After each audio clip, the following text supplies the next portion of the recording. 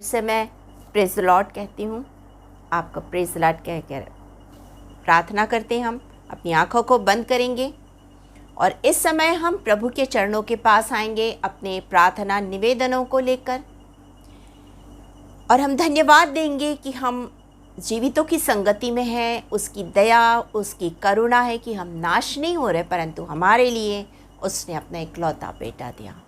Thank you Lord, thank you Jesus. हर एक बात के लिए हम धन्यवाद करें महान परमेश्वर का और उससे कहें, प्रभु आज तू मुझसे बात कर, आज तू मुझसे बात कर खुदा। Thank you Jesus. आज का वचन निश्चित रूप से आपके लिए है। अपने मन को तैयार कीजिए, प्रभु के चरणों के पास लेकर आइए। Thank you Lord, thank you Jesus. Hallelujah, hallelujah. और गहराई से बात कर मुझसे, और पवित्र आत्मा में बात कर, और गहराई से बात कर मुझसे, और पवित्र आत्मा में बात कर। सर्वशक्तिमान परमेश्वर, हम अपने मनों को खोलते हैं कि आप हमसे और गहराई से बात करें खुदा। ओ राजाओं की राजा, सर्वशक्तिमान, दयालु और अनुग्रह करने वाले परमेश्वर यहोवा, आपकी प्रिय उपस्थिति के लिए हम आपका धन्यवाद धन्यवाद धन्यवाद करते हैं, आपका स्वागत करते हैं खुदा। ओ राजा, ओ महान परमेश्वर, आप हमसे इतना प्यार करते हैं कि आपने हमारे लिए अपना इकलौता बेटा दे दिया। Thank you Jesus, thank you Lord, thank you Jesus. इस समय के लिए इस फेसबुक लाइव में जब हम जीसस अनॉइंटिंग वर्शिप बैंड के साथ इस समय मनन करने बैठे, प्रभु जी एक एक जन के लिए हम प्रभु जी आपकी आशीष को मांगते हैं खुदा। ओ राजाओं के राजा, प्रभुओं के प्रभु, हमें से हर एक को अपनी आशीषों से भर दीजिए पिता। आज जो वचन आप हमें दे रहे हैं, और गहराई से हमसे बात कीजिए सर्वशक्तिमान परमेश्वर यहोवा। इस समय में मैं अपने आप को शून्य करती हूँ, पवित्र आत्मा की सामर्थ से मुझे भरकर मेरा उपयोग कीजिए। एक एक शब्द आपकी ओर से हो, एक भी शब्द मेरी ओर से ना हो। धन्यवाद के साथ ये प्रार्थना प्रभु यीशु मसीह के नाम में होकर मांग लेते हैं। दया करके सुनिए और ग्रहण कीजिए। आमीन, आमीन। आप मेरे साथ निकाल लीजिए इब्रानियों उसका 10 अध्याय, हिब्रू चैप्टर 10 वर्स 19 से 25 पर आज हम मनन करने जा रहे हैं। कुछ वचनों को मैं आपके लिए पढ़ देती हूँ। यहाँ पर इस प्रकार लिखा है, इसलिए हे भाइयों, जब हमें यीशु के लहू के द्वारा उस नए और जीवित मार्ग से पवित्र स्थान में प्रवेश करने का याव हो गया है, जो उसने पर्दे अर्थात अपने शरीर में से होकर हमारे लिए अभिषेक किया, और इसलिए कि हमारा ऐसा महान याजक है जो परमेश्वर के घर का अधिकारी है, तो आओ हम सच्चे मन और पूरे विश्वास के साथ और विवेक का दोष दूर करने के लिए हृदय पर छिड़काव लेकर और देह को शुद्ध जल से धुलवाकर परमेश्वर के समीप आए। हम परमेश्वर का धन्यवाद देते इन वचनों के लिए। आओ हम परमेश्वर के समीप आए। जब आप प्रभु यीशु मसीह को अपना उद्धारकर्ता और मुक्तिदाता स्वीकार कर लेते हैं, जिस दिन से आप प्रभु यीशु मसीह को अपना उद्धारकर्ता और मुक्तिदाता स्वीकार कर लेते हैं, शैतान जो ये बर्दाश्त नहीं कर पाता है, आपकी ज़िंदगी में बहुत सारी मुसीबतों को, कठिनाइयों को लेकर आता है। लेकिन याद रखिएगा, वो बिना परमेश्वर के परमिशन के उससे पूछे बिना हमें छू नहीं सकता है। जब हम प्रभु के पास आते हैं तो प्रभु हमारी ज़िंदगी में कार्य करता है और हमें वो बढ़ाता है विश्वास में, हमें वो अंश अंश करके सिद्धता में बढ़ाता जाता है कि हम एक एक सीढ़ी ऊपर चढ़ते जाएं, हमारा जीवन पूरी तरह से बदल जाए, हमारा जीवन प्रभु की योजना के अनुसार हो जाए। जैसा वचन हम पढ़ते हैं कि जब आप रोमन्स चैप्टर 12 उसके 1 और 2 वर्स को पढ़ेंगे तो आप उसमें पाएंगे कि हमें आत्मिक बलिदान भावता हुआ और आत्मिक बलिदान होकर चढ़ाना है। और दूसरी चीज़ हम वहाँ देखते हैं, इस संसार के सदृश ना बने परंतु तुम्हारा क्या हो, जीवन जब तुमने यीशु को ग्रहण कर लिया तो तुम्हारा चाल चलन बदल जाए। इस संसार के जैसे ना हो पर हमारा चाल चलन बदल जाए। तो हमें वापस इस संसार में खींचने के लिए शैतान नाना प्रकार से योजनाओं को बनाता है। यदि लोग ये कहें कि जो सेवक है उनकी ज़िंदगी में परेशानियां नहीं आती, तो आप याद रखिएगा सेवकों की ज़िंदगी में बहुत परेशानियां आती हैं, बहुत सी परेशानियां आती हैं उनको, बहुत सी प्रॉब्लम्स को वो फेस करते हैं, बहुत सी प्रॉब्लम्स को वो फेस करते हैं। तो ये मत कहिए, लेकिन याद रखिएगा कि वो प्रॉब्लम्स को फेस करके उस अनुभव के द्वारा आपको सिखाते हैं कि किस तरह आप उसे फेस करें, प्रभु के चरणों के पास आएं और उस प्रॉब्लम का आपकी ज़िंदगी से समाधान हो जाएगा, सॉल्यूशन मिल जाएगा। तो हम यदि ये सोचें कि हम प्रभु के हो गए, बस अब हमारी ज़िंदगी में कुछ नहीं होगा, तो याद रखिएगा ज़िंदगी में परीक्षाएं आएंगी, परख होगा और हर एक कदम पर आपको चुनौतियों का सामना करना पड़ेगा। चुनौतियां आपकी ज़िंदगी में आएंगी, चुनौतियों का आपको सामना करना पड़ेगा। लेकिन एक चीज़ को हमेशा स्मरण में रखिएगा और वो ये है कि God is good all the time और वो आपको कभी भी छोड़ेगा नहीं। वो आपको कभी नहीं छोड़ेगा, वो हमेशा आपको थामे रहेगा और आपको एक मिनट के लिए भी अकेला नहीं छोड़ेगा, क्योंकि वो कभी ना बदलने वाला परमेश्वर है। और जैसा हम हिब्रू चैप्टर 13 और उसके वर्स 5 को पढ़ेंगे, वर्स 5 के बी सेक्शन को, तो वहाँ पर लिखा है, जो तुम्हारे पास है उसी में संतोष करो, क्योंकि उसने आप ही कहा, मैं तुझे कभी ना छोड़ूंगा और ना कभी तुझे त्यागूंगा। ये वायदा हमसे हमारे परमेश्वर ने किया है, हमारे प्रभु ने किया है। और जब हम इन चुनौतियों से बाहर निकलते हैं तो हमारे लिए एक बहुत बड़ी आशीष रखी होती है। परमेश्वर हमें आशीषित करता है क्योंकि हम उस इनाम के हकदार हो जाते हैं जो इनाम वो हमारे लिए रखता है। हम उस योजना, उस प्लानिंग में पहुंच जाते हैं जो उसने मेरे और आपके लिए बना के रखी है। तो चुनौतियों से कभी घबराइएगा मत, परंतु उन चुनौतियों को प्रार्थना के द्वारा अपनी जिंदगी से पार करते हुए आगे बढ़ते जाइए। रुकिएगा मत, पर आगे बढ़िए, क्योंकि आगे आपके लिए ढेर सारी आशीषें रखी हैं, बहुत सारी आशीषें रखी हैं। मैं ये नहीं कह रही कि आपके लिए धन दौलत सोना चांदी रखा है, नहीं, आपके लिए स्वर्ग में घर रखा हुआ है, आपके लिए स्वर्गीय स्थान रखा हुआ है, आपके लिए स्वर्ग में मुकुट रखा हुआ है। आप वहां परमेश्वर के सिंहासन के पास रहेंगे। ऐसी आशीषें आपकी जिंदगी में आएगी और आप उस अनंत जीवन में प्रवेश करेंगे, आप उस अनंत राज्य के वारिस हो जाएंगे और हर पल हर समय परमेश्वर के सिंहासन के सामने रहेंगे। प्रभु यीशु मसीह को आप देखने पाएंगे और वहां पर स्वर्गदूतों के साथ मिलकर हालेलुया और आराधना, स्तुति और प्रशंसा करने पाएंगे। और आप कभी नाश नहीं होंगे, क्योंकि स्वर्ग में आपके लिए तब स्थान रखा है। सोचिए, इतनी बड़ी आशीष आज प्रभु आपको देना चाहता है और वो चाहता है इन चुनौतियों को पार करें, ना कि चुनौतियों से भाग जाएं।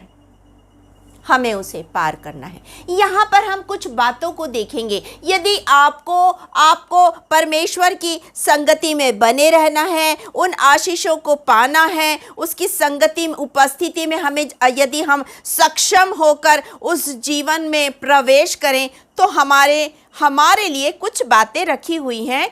जैसे यहाँ पर लिखा है, तो आओ, यहाँ पे मैं आपके लिए 22 हिब्रू चैप्टर 10 वर्स 22, तो आओ हम सच्चे मन और पूरे विश्वास और विवेक का दोष दूर करने के लिए हृदय पर छिड़काव लेकर और देह को शुद्ध जल से धुलवाकर परमेश्वर के समीप जाएं। तो हम यहाँ पर पहली चीज पाते हैं, परमेश्वर के निकटता में रहना, परमेश्वर के समीपता में रहना। हम यहाँ इस पहली चीज पर मनन कर रहे हैं। परमेश्वर चाहता है जब हम यीशु मसीह को उद्धारकर्ता ग्रहण कर लेते हैं तो हमें वो प्रभु यीशु मसीह के लहू से धोता है, हमें शुद्ध करता है, हमें पवित्र करता है और हमें अपने पास बुलाता है, मेरे पास आ जाओ मेरे बच्चों।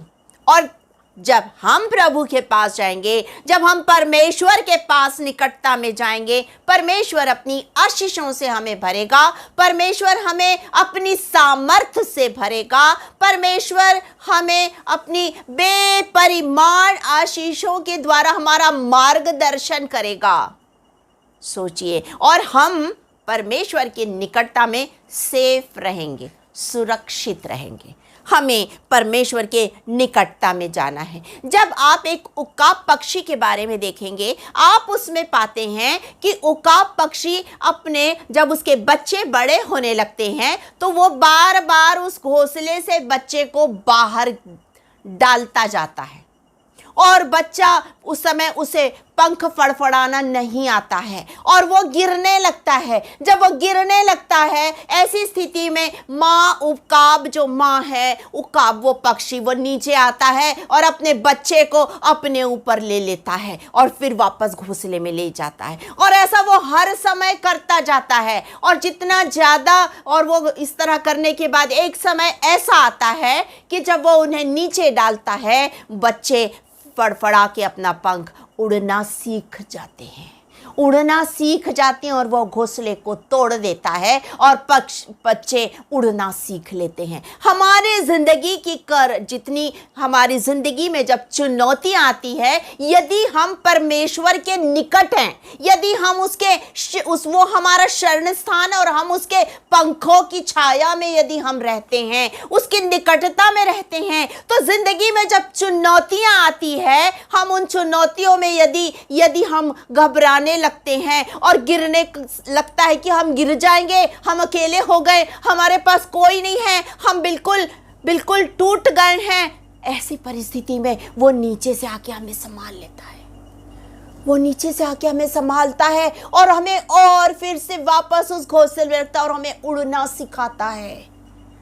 यदि आप परमेश्वर के समीपता में हैं, निश्चित रूप से इस आशीष को पाएंगे। वो आपको कभी गिरने नहीं देगा, वो आपको कभी टूटने नहीं देगा, वो आपको कभी निराश नहीं होने देगा, पर वो आपको संभालेगा, वो आपको संभालेगा। वो आपका चरवाहा है, वो आपका पिता है, वो आपका परमेश्वर है। याद रखिएगा प्रियो, उसके निकटता में आना ज़रूरी है। जिस दिन आप उसके निकटता में आएंगे, आप नया बल पाएंगे, आप नया बल पाएंगे। जब आप उसके निकटता में आएंगे, आप उसकी सामर्थ्य को पाएंगे, आप उस सामर्थ्य में आगे बढ़ते जाएंगे, क्योंकि यहाँ पर लिखा हुआ है, तो आओ परमेश्वर के समीप जाएं। यहाँ लिखा है परमेश्वर के समीप जाएं। और जब हम परमेश्वर के समीप जाते हैं, वो हमारे लिए नए द्वार खोल देता है, वो हमारे लिए मार्ग को खोल देता है। जब आप यूहन्ना रचित सुसमाचार और उसके जॉन चैप्टर 14 वर्स 6 को पढ़ेंगे, यहाँ लिखा है, यीशु ने उनसे कहा, मार्ग, सत्य और जीवन मैं हूँ, बिना मेरे द्वारा कोई पिता के पास पहुंच नहीं सकता है। वो हमारा मार्ग है, वो हमारे लिए सत्य है, वो हमारा जीवन है। और जब वो हमारी ज़िंदगी में होता है तो हम उसके साथ उस परमेश्वर पिता के और अधिक निकट होते जाते हैं। वो हमारे लिए और अधिक द्वार खोलता है और हमें दुगनी आशीषों से हमें वो भर देता है। आज परमेश्वर चाहता है कि आप उसकी निकटता में आए और उस आशीष को पाले जो वो आपको देना चाहता है, जो वो आपको देना चाहता है, क्योंकि वो महान परमेश्वर है और महान परमेश्वर का वो पुत्र है जिसने आपके लिए ही अपना बलिदान दिया। और वो पर्दा ऊपर से नीचे फट गया जब प्रभु यीशु मसीह ने अपने प्राण दिए। वो दूरी जो हमारे और परमेश्वर के बीच में थी, वो पर्दा हट गया, वो फट गया, ऊपर से नीचे तक फट गया। ऐसा नहीं कि वो बीच से चिरा गया, वो पूरा का पूरा ऊपर से नीचे तक फट गया। अब हम डायरेक्ट परमेश्वर के पास अपने प्रार्थना निवेदन लेके जा सकते हैं, हम सीधे परमेश्वर के निकटता में जा सकते हैं, क्योंकि परमेश्वर ने उस द्वार को खोला और हमारे लिए वो द्वार है प्रभु यीशु मसीह। जो कोई उस द्वार से प्रवेश करेगा वो अनंत राज्य में पहुंचने पाएगा। और यहां पर एक और वचन आपके लिए पढ़ देती हूं, मत्ती रचित सुसमाचार मैथ्यू चैप्टर 27 वर्स 51 और 50 और 51 को पढ़ रही। यहां लिखा है, तब यीशु ने फिर बड़े शब्द से चिल्लाकर प्राण छोड़ दिया और देखो मंदिर का पर्दा ऊपर से नीचे तक फटकर 2 टुकड़े हो गया और धरती डोल गई और चट्टानें चटक गई। तो यहां पर वो दूरी हमारे प्रभु ने खत्म की। अब हम प्रभु के पास में, परमेश्वर के पास में हम जाकर अपने प्रार्थना निवेदन रख सकते हैं। उसकी योजनाओं को आज हम जान सकते हैं कि मेरी जिंदगी के लिए, आपकी जिंदगी के लिए उसने क्या योजना बनाई है। जब हम उसके निकटता में जाते हैं वो हमारे निकट आता है और अपनी योजना वो हमें बताता है। जेम्स चैप्टर 4 वर्स 8 में लिखा है, याकूब 4 अध्याय 8 वचन में लिखा है कि तुम उसके निकटता में आओगे तो वो तुम्हारे निकट आएगा। आपको पहले उसके पास जाना है, तब वो आपके पास आएगा और अपनी आशीषों से भरेगा और अपनी योजनाओं को वो आपकी जिंदगी में पूरा करेगा। आज समय है कि आप उसके निकटता में आ जाइए, आप उसके निकटता में आ जाइए और उस आशीष को पाइए जो उसने आपके लिए रखी, कि आप उन चुनौतियों को पार करके उस इनाम को जो उसने आपके लिए रखा है, उस इनाम को आप पा सके। कितनी अद्भुत बात है ये कि जब हम उसके निकट जाएंगे वो हमारे निकट आएगा और हमें अपने अंकवार में ले लेगा और कहेगा, तू मेरी बेटी है, तू मेरा बेटा है, चुनौतियों से मत घबरा, मैं हूँ तेरे पास, मैं हूँ तेरे पास। वो हमारे पास है हर पल हर समय, सहायता करने वाला हमारा परमेश्वर हमारे पास है। जैसे भजन साम्स 121 के 1 और 2 वर्स को पढ़ते हैं कि हम जब अपनी आंखें उसकी ओर लगाएंगे, सहायता तो हमें वहीं से मिलेगी।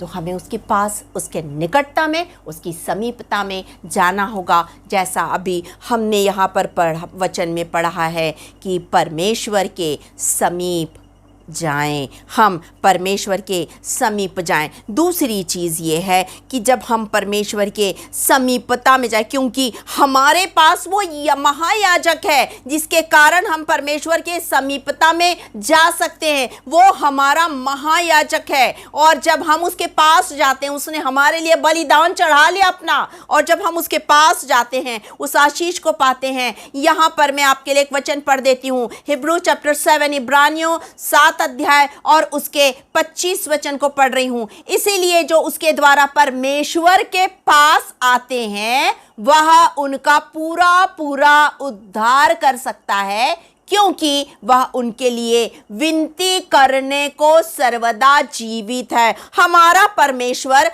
हमारे लिए विनती करने को सर्वदा जीवित है। तो वो हमारा परमेश्वर है जो हमारे लिए है, जो हमारी सहायता के लिए है। और जब आप यूहन्ना रचित सुसमाचार जॉन चैप्टर 6 और उसके वर्स 37 को पढ़ेंगे, उसमें लिखा है, जो कुछ पिता मुझे देता है वह सब मेरे पास आएगा, वह सब मेरे पास आएगा, और जो कोई मेरे पास आएगा उसे मैं कभी ना निकालूंगा। वो आपका महायाजक है जो आपके लिए निरंतर प्रार्थना और निवेदन करता है, और वो चाहता है कि हम अपने शुद्ध मन और नया जन्म, नए जीवन के साथ उसके पास जा सके। हम अपने मनों को शुद्ध करें और शुद्ध मन के साथ और उसके पास जाएं। यहाँ पर एक वचन और मैं आपके लिए पढ़ देती हूँ, पहला पत्रस 1 पीटर चैप्टर 1 वर्स 18 और 19, क्योंकि तुम जानते हो कि तुम्हारा निकम्मा चाल चलन जो बाप दादों से चलाया, उससे तुम्हारा छुटकारा चांदी सोने अर्थात नाशवान वस्तुओं के द्वारा नहीं, पर निर्दोष और निष्कलंक मेमने अर्थात मसीह के बहुमूल्य लहू के द्वारा हमारा छुटकारा हुआ है। तो जब हम उसके पास जाते हैं हम उस आशीष को पाते हैं। यहाँ पर एक और वचन है, फर्स्ट जॉन चैप्टर 1 वर्स 7, पर यदि जैसा वह ज्योति में है वैसे ही तुम भी ज्योति में चले तो एक दूसरे के साथ सहभागिता रखते और उसके पुत्र यीशु का लहू हमें सब पापों से शुद्ध करता है। वो हमें सब पापों से शुद्ध करता है क्योंकि वो हमारा ऐसा परमेश्वर है जिसने अपना लहू हमारे लिए बहाया कि मैं और आप उसके बहाए हुए लहू से शुद्ध हो जाए, पवित्र हो जाए और उसके चरणों के पास जा सके। और वो महायाजक जिसने हमारे लिए बलिदान चढ़ाया वो निरंतर वहां हमारे लिए विनती करता है, जैसा वचन में लिखा है वो निरंतर मेरे और आपके लिए वहां विनती करता है। और जब हम उसके परमेश्वर के पास जाते हैं वो हमारे लिए विनती करता है और हमारा परमेश्वर हमारे पास आता है, हमारे निकट आता है। जब हम उसके निकट जाते हैं वो हमारे निकट आता है और हमें उन चुनौतियों को पार करना सिखाता है और हमें उस आशीष को देता है जो उसने हमारे लिए रखी। तो हम पहली चीज पाते हैं कि परमेश्वर के निकटता में जाइए, परमेश्वर के समीप जाएं। आप निश्चित रूप से चुनौतियों से बाहर निकल जाएंगे। निश्चित रूप से इस संसार में आप परमेश्वर की सामर्थ्य के साथ उड़ना सीख जाएंगे क्योंकि वो उकाब के समान अपने पंखों में हमें छिपा उड़ना सिखाता है। तो घबराइए मत किसी चीज से, पर याद रखिए जब भी आप ऐसा लगे कि मैं टूट गया, वो आपको थाम लेगा, वो आपको गिरने नहीं देगा, वो आपको उठा लेगा, वो आपको अपने आड़ में छिपा लेगा। आप डरे नहीं क्योंकि आपको वो छिपाता है, वो आपको सुरक्षित रखता है। सहायता उसी के पास है। हम यहाँ पर दूसरी चीज़ देखते हैं। हमने पहली चीज़ देखी परमेश्वर के समीप आना। हम यहाँ पर दूसरी चीज़ देखते हैं जो यहाँ पर है, वो हमारा सच्चा परमेश्वर है और जब हम उसके निकट आते हैं वो हमें अपनी आशीषों से भर देता है, वो हमें अपनी आशीषों से भर देता है क्योंकि वो हमारा शरण स्थान है, वो हमारा बल है। 23 में लिखा है, तो आओ हम अपनी आशा के अंगीकार को दृढ़ता से थामे रहे क्योंकि जिसने प्रतिज्ञा की वह सच्चा है। वो जिसने मेरे साथ और आपके साथ प्रतिज्ञा की है वो सच्चा है। तो हमें विश्वास योग्य रहना है, हमें विश्वास में बढ़ना है। परमेश्वर के लोग विश्वास में मजबूत होते हैं।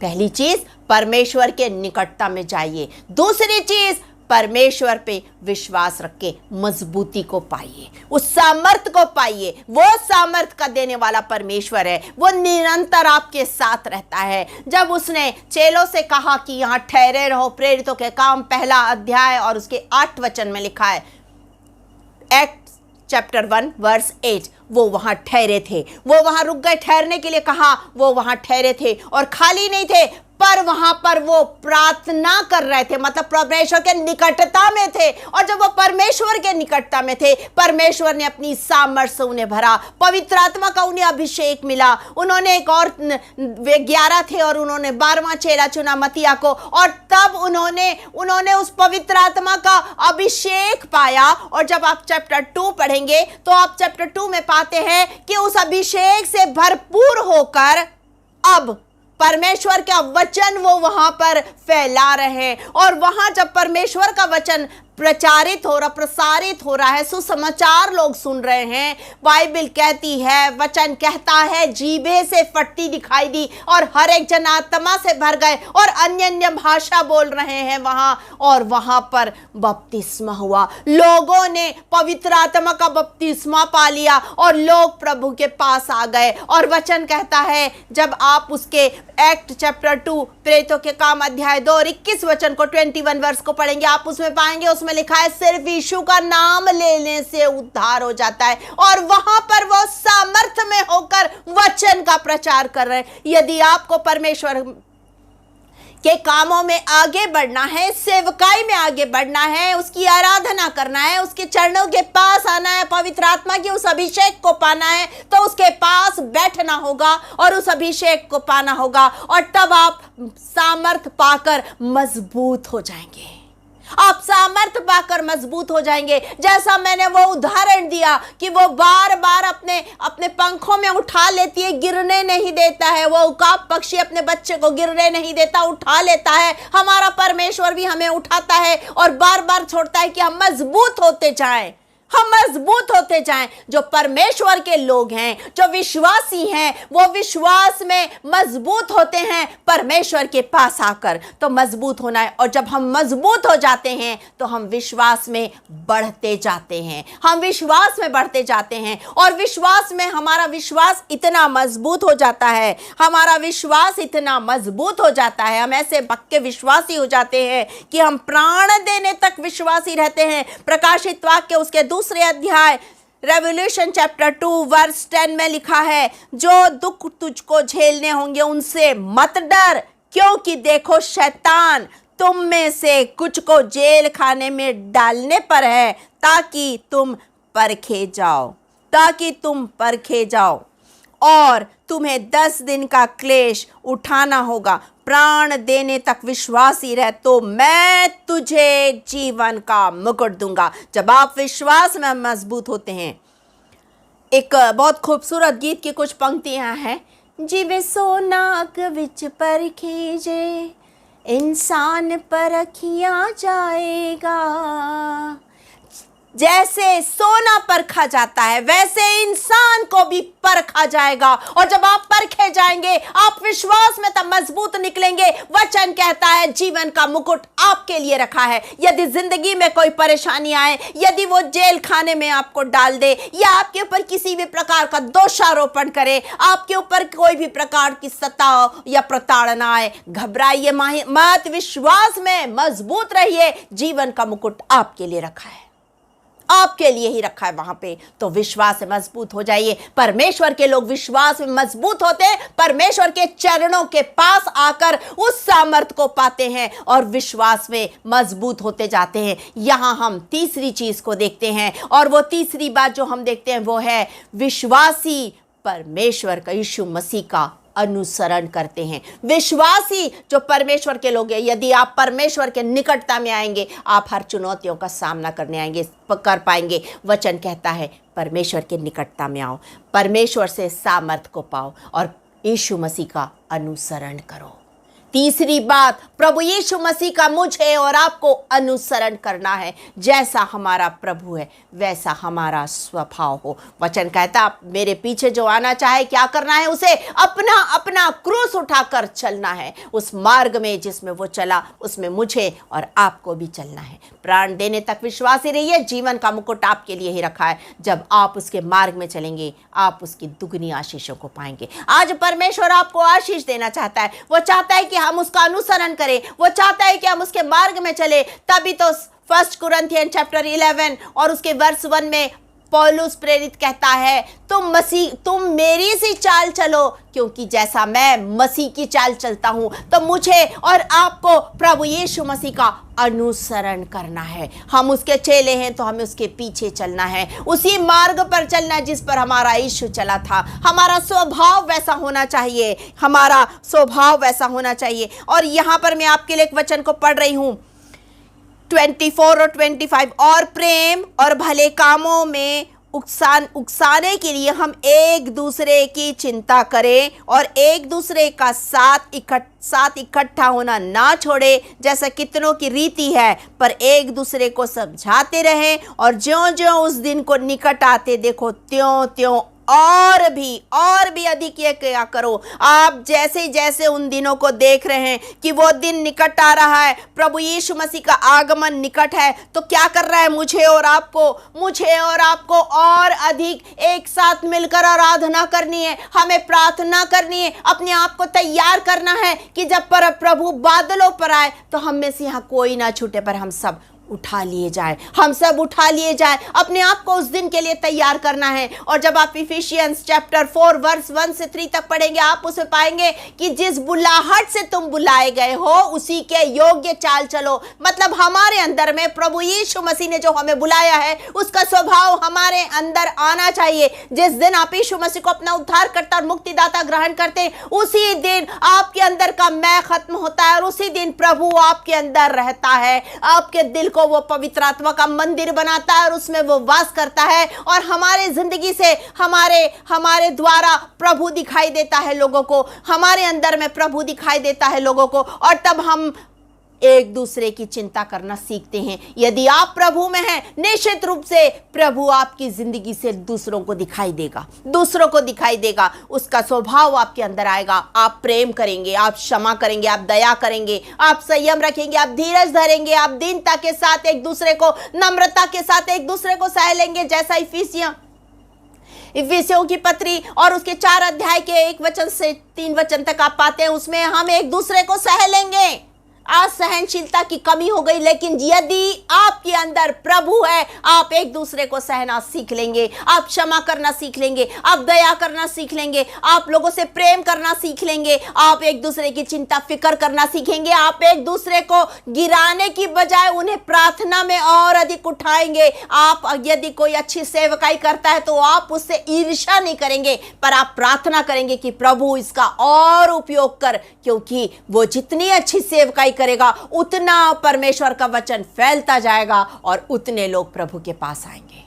यदि आपके अंदर प्रभु है तो आपका स्वभाव यीशु मसीह के जैसा हो, यीशु मसीह के जैसा हो। आज प्रभु आपकी जिंदगी में काम करना चाहता है। आज प्रभु आपको अपने चरणों के पास बुला रहा है। वो कह रहा है मेरे निकट आ जाओ, उस सामर्थ को मैं दूंगा इस संसार में जीने के लिए, इस संसार की जीवन यात्रा में चलने के लिए मैं तेरे साथ हूं। क्योंकि प्रभु यीशु मसीह कहता है मार्ग सत्य और जीवन मैं हूं, और जो उसके पीछे चलते हैं वो उन्हें अपने साथ स्वर्ग की ओर लेके जाता है। क्या आप तैयार हैं उसके साथ चलने? क्योंकि वो मार्ग है, वो द्वार है जिससे आप प्रवेश करेंगे, वो मार्ग है जिसमें वो आपको चलाना चाहता है, वो जीवन है आपके लिए।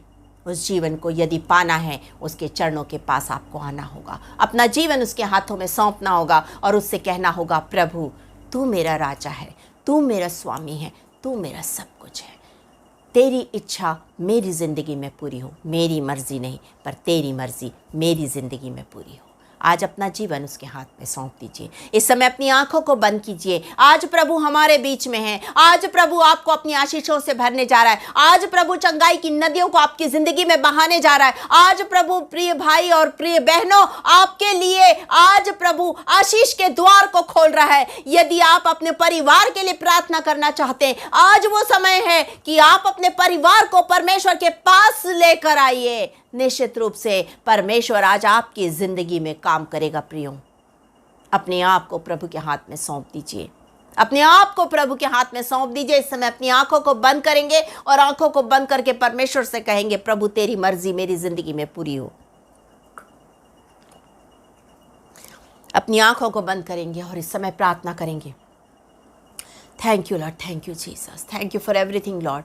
Thank you for listening our prayers, Lord. Oh, Lord, thank you, Jesus. Hallelujah, hallelujah, hallelujah. राजाओं के राजा, प्रभुओं के प्रभु, धन्यवाद, धन्यवाद, धन्यवाद, धन्यवाद, धन्यवाद, धन्यवाद, धन्यवाद करते खुदा। आज तक हम अपनी इच्छा अपने अनुसार जीवन जी रहे थे। प्रभु आज सारे के सारे लोग आपके चरणों के पास आते हैं। जितने समय सुन रहे, आने वाले समय में सुनेंगे, उन सब के लिए आशीष को मांगते खुदा। ओ राजाओं के राजा, थैंक यू जीसस।